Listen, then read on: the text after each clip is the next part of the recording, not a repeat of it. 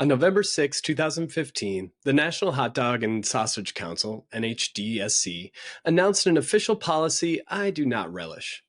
Limiting the hot dog significance by saying it's just a sandwich category is like calling the Dalai Lama just a guy. We therefore choose to take a cue from a great performer and declare our namesake be a hot dog formerly known as a sandwich. The former NHDC president and Queen of Ween, Janet Riley, said in her statement. It's unclear if Miss Riley is still going by her royal title, as her X account, @QueenofWeen, has not shown activity, hot dog related or otherwise, since October 2023. She addressed the USDA's guidance that the hot dog, as meat between bread, falls into the sandwich category, saying, "While we thank the USDA for their careful regulation and inspection of our products, regulatory brevity is not their strength. We hope our position offers Americans some clarity and peace of mind." The USDA is to brevity as Miss Riley is to picking Twitter handles. It saddens me to think of the people who thought they had finally found their kink fix on the internet, only to find another mouthpiece for a big hot dog. Furthermore, it isn't shocking to see the NHDSC thumbing its nose at the rules and regulations of the federal department in charge of keeping our food products safe for consumption. Sandwich, as defined by Merriam-Webster, when used as a noun, A, two or more slices of bread or a split roll having a filling in between. B, one slice of bread covered with food, or as a verb, to make a place for, often used with in or between. Those definitions should have been and should be enough. Unfortunately, NHDSC decided they were better equipped than both Merriam and Webster. The hubris is overwhelming. An argument could be made that the shape of the hot dog is the basis of its not fitting into the sandwich category. Anyone who has run out of hot dog buns knows the pain of what to do from there. Using two slices of bread is a non-starter as there's too much bread. Slicing up the hot dog into small, evenly sized pieces to be laid out with even distribution on the bread is too much work. After all, the one-handed convenience of the hot dog is a big part of its appeal. Who doesn't love a one-handed sandwich, you know? Sooner or later, we all end up with the same solution. We take a single slice of bread, roll it around the hot dog like a faux bun, and eat it with considerably less enjoyment. This is the only scenario where we yearn for more crust. Adults and kids, it doesn't matter. We all wish for more crust. The butts of the loaf of bread plead for us to use them just this one time, yet we hear nothing.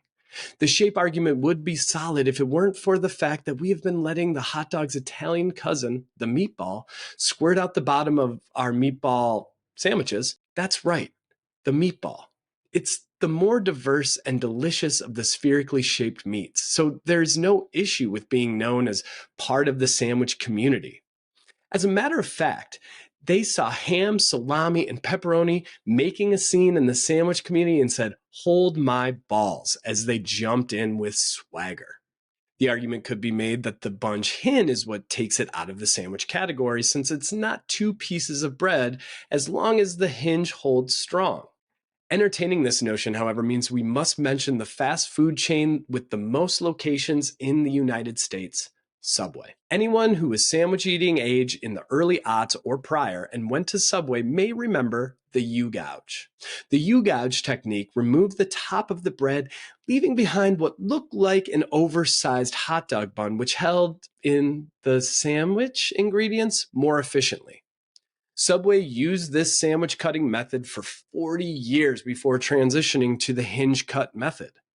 According to Subway, a poll of their customers found that 97% preferred the hinge cut to the U-gouge method. In no way am I trying to suggest that the NHDSC had anything to do with the results of this poll. However, I defy you to find a topic on which you could find a representative sample of Americans who agree so overwhelmingly on any subject. Is it possible the groundwork was laid a decade before the NHDSC's controversial announcement?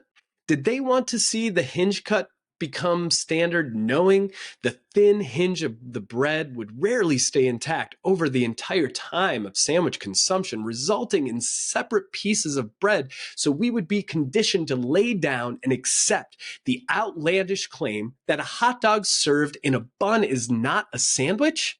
There used to be a bar called Williams in the uptown neighborhood of Minneapolis. They kept a hot dog cart inside the front door for late night eats. One of their specialty hot dogs was a Reuben dog.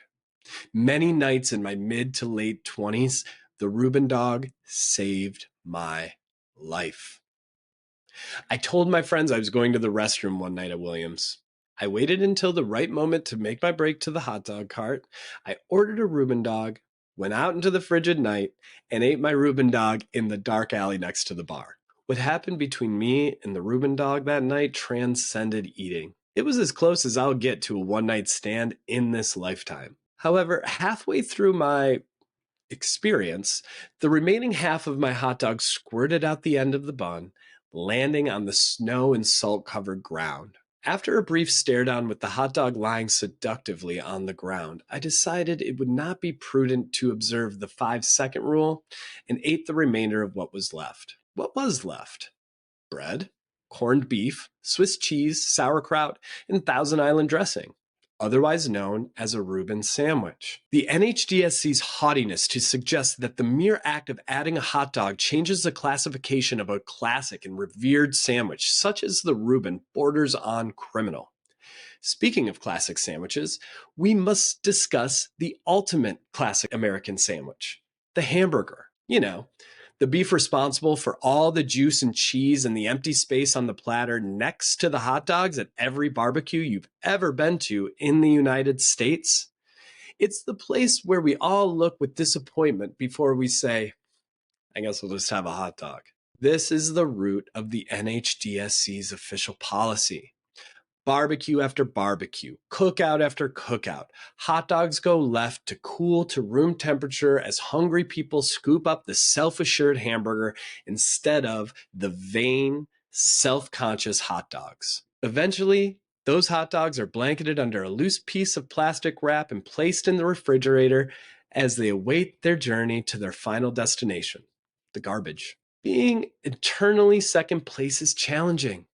People often refer to second place as the first loser, so understandably, the NHDSC got frustrated. The NHDSC should have declared loud and clear that the hot dog is in fact a sandwich, and not just any sandwich, but the most unique and versatile sandwich in the world. There is no end to the different ways a hot dog can be elevated into a delicious sandwich. It's an unfortunate missed opportunity for the hot dog. Claiming to be something it isn't is like a person quitting their job and claiming they're a writer. If we are honest, it just comes off as sad and a bit desperate. As spring turns to summer and baseball season begins, the opportunities to enjoy the classic American hot dog grow. I encourage you to take a stand. Do not let big hot dog influence how you classify the dish. Instead, whether ordering at a baseball game or making your choice at a Memorial Day barbecue, I encourage you to say proudly, I'll have a hot dog sandwich, please. Cheers.